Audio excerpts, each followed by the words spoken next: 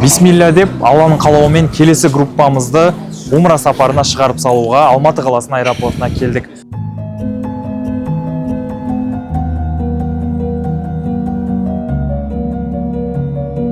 Алла қаласа, бүгін 25 бірдей қажымыз Алматы қаласынан Turkish авиалиниясы арқылы кезекті умра сапарына аттанатын болады.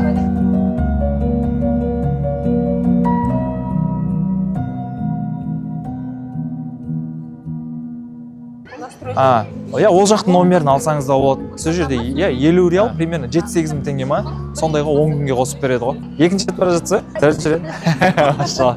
Қабыл болсын, апа. Ассалаумағалейкум. Бір фото жасап жіберейік, общий бір фото жасап жіберейік. Ассалаумағалейкум, қалайсыздар?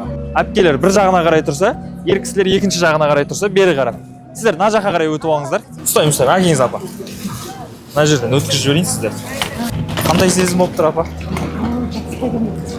Кішкентай күнімнен арманды. Машалла. Бірақ осы 2 рет барамай қалдық. Барамай қалдық? Не себепті? Пандемия болды. Билетіңізді беріңіз. Қасиетті умра сапарына жолға шығып жатырмыз. Аллах тағалам осы бір сапарда аңсап жүрген әрбір жанға нәсіп етсін. Жасыңыз нешеде, ата? 62-деймін. Машалла. Қабыл болсын. Аман есен барып келіңіздер. Аман есен барып келіңіздер. Жеңіл көркем түрде қабыл болсын. Рахмет.